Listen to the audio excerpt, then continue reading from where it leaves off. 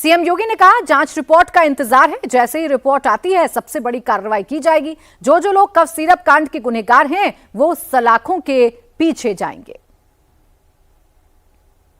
ये जरूर मैं कह सकता हूं कि जो सपा प्रमुख के द्वारा कहा जा रहा है ये वही स्थिति है कि यही कसूर मैं बार बार करता रहा, धूल चेहरे पर थी और आईना साफ करता रहा।